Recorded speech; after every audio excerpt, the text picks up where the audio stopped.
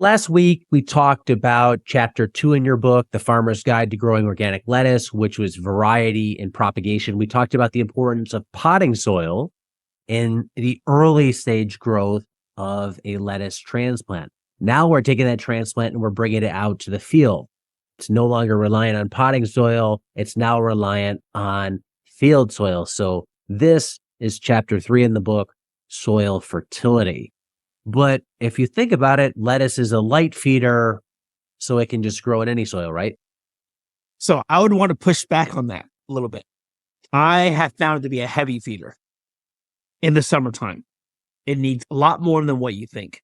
So I would agree with that in fall, winter, and spring, but not for the summer. Yeah, I think a lot of people do view lettuce as that light feeder, and they treat their soil management practices reflect that belief.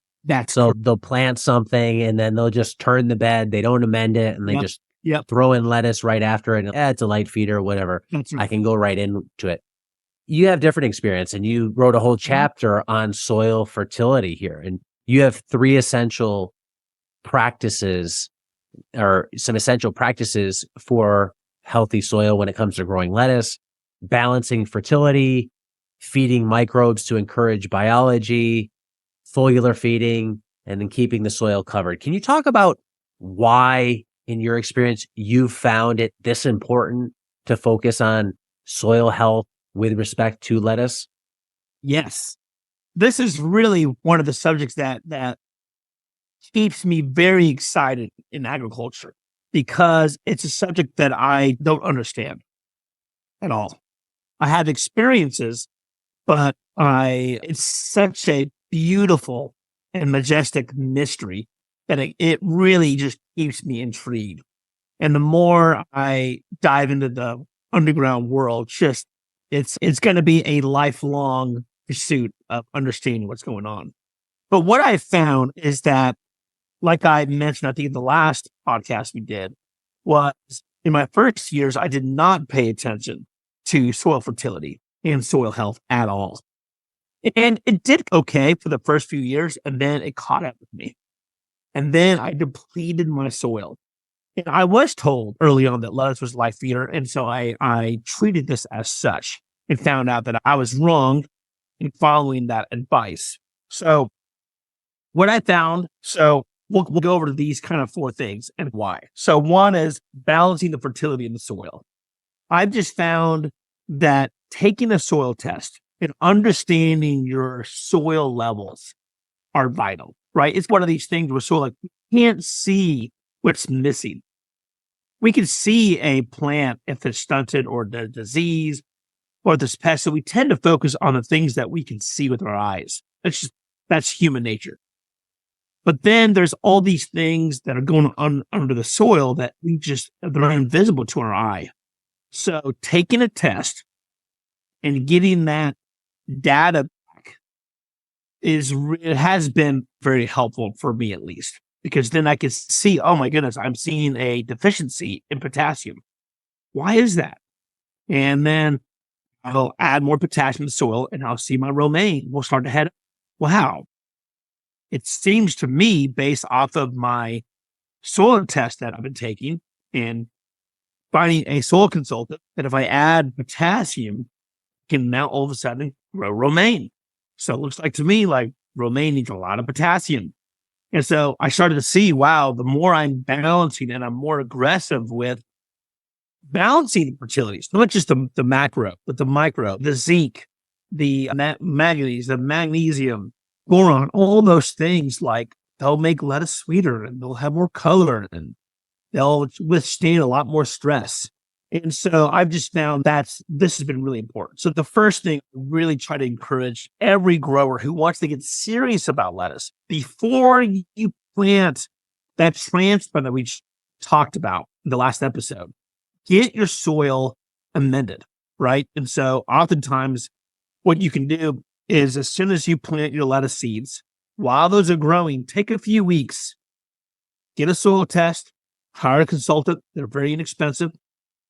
Get the amendments that they recommend, incorporating them into your soil, balancing the soil to the best of your ability before you plant will just give you a lot more chance of success in the production aspect of your farm. The second thing is... Well, let me pause you before you get into number 2. Balancing the soil fertility. Would you go as specific as balancing it for lettuce, since it's such an important crop? Or do you think just balancing it for vegetable crops as a whole is good enough? First of all, I would say, starting out, I would start with just balancing for vegetables as a whole. Or just because I think it's more, if you're getting into this, there's a lot you're learning and you can overdo things pretty easily. If you hire a soil consultant and they read your readings and you tell them what they're growing, they can help you go, hey, if you're growing lettuce, all right, just let's add a little bit more nitrogen and a little bit more potassium. So they may give you like, hey, let's just do this for all your vegetables, but hey, since you're doing this, let's help you out. How many times a year do you think you need to test? Is once good enough? I like to do mine a few times a year, only because we are we're doing up to 8 bed rotations a year of different crops. So we're going very aggressive. So because we're mining so much nutrients from our soil, and I have found that summer crops it seems in my experience that they can take a lot more nutrients to help reduce stress. That just making sure that your levels aren't off. It's better to make smaller corrections than larger ones. But for someone starting off once a year, just do it once a year is a really good goal to have. Yeah, I like the idea too of a consultant just getting their outside eyes on it. Those tests can be hard to read, confusing, and then you don't have any of the anecdotal experience of somebody who's seen 1,000 soil tests and can just say what you said. Hey, dial this up a little bit. Don't worry about that as much if these are the crops you're focusing on.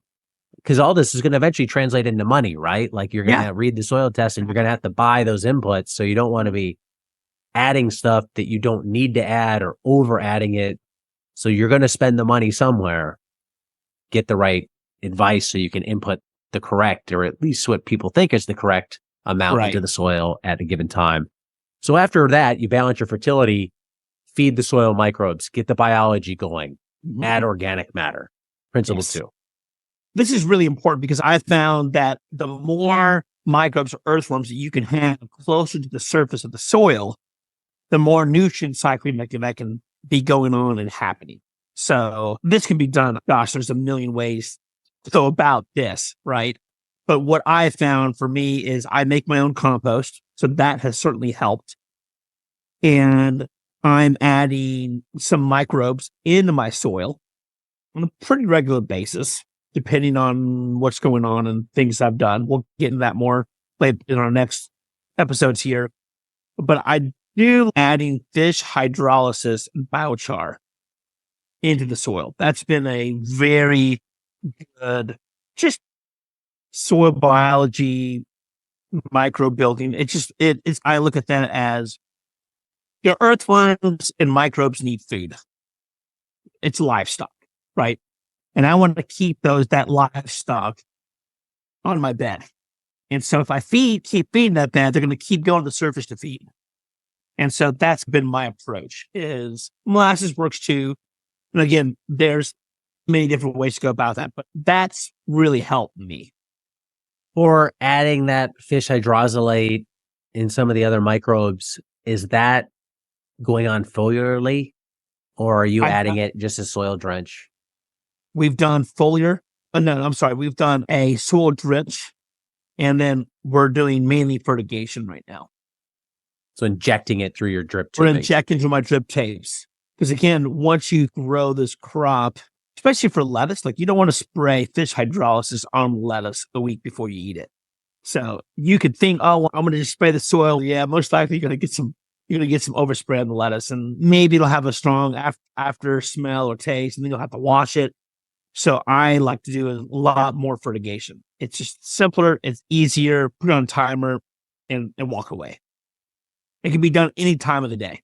In the book, in chapter 3, you have some of your most commonly used products. How do you advise people to start to narrow down what to put on their soil because there's no shortage of amendments. If you want to put stuff in Yep. soil, there's a lot of companies who want to sell you a whole bunch of stuff that you can put on there. Is it like the variety cultivar approach? Hey, let's see what our soil test says, identify some Right. weaknesses, focus on a few specific products, start there, observe results, take notes, and then expand out. Because before you know it, it's easy. I can be applying 25 different things to the Oh, soil, 100%. and now that's a job in and of itself. Which, yeah, which it is a job of itself for sure.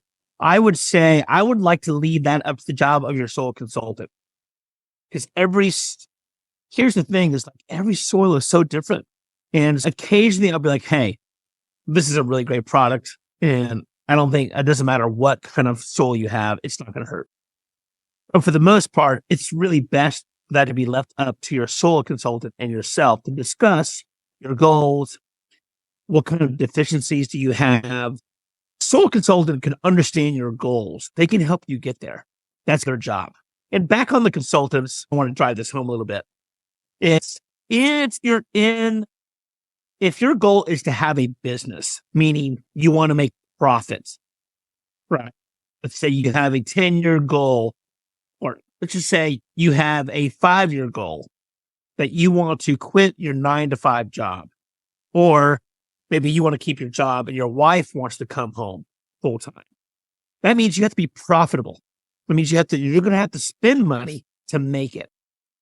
And I would say that a soil consultant probably has one of the greatest ROIs of your money because you pay someone, let's say $100, right, to read your soil, give you a list of recommendations. You could easily double your production, not your sales, right? But you could, if you follow their protocol and you do it exactly how they say, if you have the right consultant, you're struggling having healthy plants, they could literally help you double your production in 1 year. So I just would love for a lot more people to be taking the test and getting someone who is smarter and has more experience than them on the subject of amending and feeding your soil because it's everything. And I just don't see enough farmers paying attention to the soil. And so when I get a lot of pictures from farmers who are struggling, it's, man, when was the last time you took a soil test? Oh, I don't do that.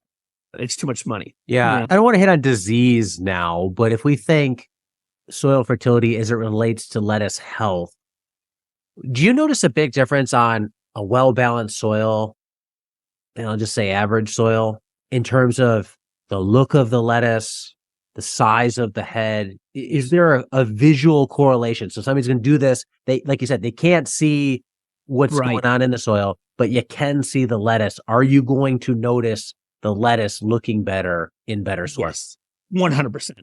I would almost bet the farm that if I were to go to a farmer who was struggling and had diseased yellow lettuce, terrible. And we were going to have a little competition here. Okay. He was going to do it his way. And I come in and I do it my way, side by side. That A is yours. You do what you've been doing for the past 2 years. I'm going to do it my way. I guarantee you I could 20x your production. No question whatsoever. And the first thing I would do is I would take a soil test from that bed, send it off, have it analyzed, and I would amend it exactly what the soil consultant told me. That would cost me 100, 200 at max. And I guarantee you I could blow you out of the water. It's not even close. It's everything. I can't say enough on how important it is. Take a test, analyze it, and then do what the soil consultant tells you to do. A lot of these soil test companies have folks like this on staff. And it would be better to do that. That's about half the price. May not be as thorough because they're going to be on like reserve when it comes to actually amending the soil, but it's going to be a lot more effective doing that than it would be you're just playing Russian roulette. You're just gambling. You'd be better off going to the casino. Close this one out. One thing you touched on briefly in that chapter is plant sap analysis. For people who aren't familiar, one thing that you can do, and it's a carefully curated process, is you take a living leaf off a plant that's growing in your field. Yep. Now we can send that off to a lab, have it looked at, and they can say, this is what a baseline is. This is what you have. Here's some things that are going on. So it's the inversion of a soil test. Yes. At what point would you consider maybe doing that or thinking about doing that? Another way I look at a plant sap analysis, it's like a blood test for plants. If you, as a person, wanted to be healthier, you thought that you want to get on some minerals and vitamins, no doctor worth his or her salt would just throw some things at you. Like, they would want to see some data, right? What I have found is if we take this plant sap analysis that comes back, it will tell us most likely some deficiencies in the leaf. Now, here's the problem with plant sap analysis on lettuce, is that there's never enough time to do anything about it. So I do this for tomatoes, peppers, cucumbers, eggplant, because you have time. Like, my peppers are in the soil for almost a year. So I can take a plant sap analysis, get it back in a few days, do something, do it again a month later, and I can see if it made results. You don't have that time for lettuce. But what it will do, and I've done this before, is I had some disease on romaine. This was 2 or 3 years ago. And I was like, man, why is this affecting my romaine so much? Like, I'm taking soil tests, and what I found is romaine was deficient in potassium. And so I was really having a hard time. And so I thought, okay, that means that's telling me that romaine needs a little bit more potassium, possibly. So I'm now getting to the point where some of the soil consultants are, just because my climate is, I don't know any soil consultants who understand my climate like I do.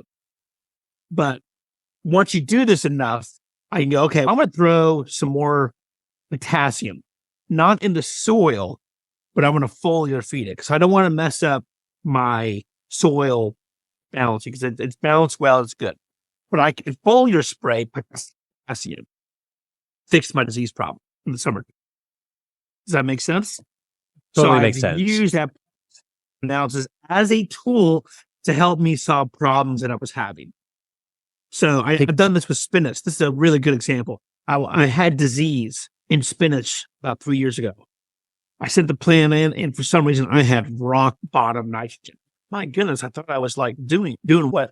We didn't have nitrogen down. And this was at a time when I was trying to grow spinach past May. So it was hot. And so what I found is that in the summertime, for whatever reason, the heat was tying up nitrogen. I don't know why. Didn't really make a lot of sense. But when I foliar applied nitrogen to the plant, spinach, I got it past June. So sometimes these plant sap analysis is like another tool. Okay, don't mess up with the soil too much, because like your soil is balanced, but you're still having problems. So it's okay, somehow my environment is tying up nutrients. And so if you apply those nutrients that are low, it can generally fix the problem. And that's been my experience with using plant sap analysis and soil test. Oftentimes, those two will not match up. Yeah, I sometimes like that. they will, sometimes they won't. Well, I like the thought process. Start with soil fertility. That's relatively easy to deal with. Then the plant sap analysis, use the plant sap analysis later on when you're rolling to identify problems. So I mean, those are the big things here. Chapter 3, this is soil fertility.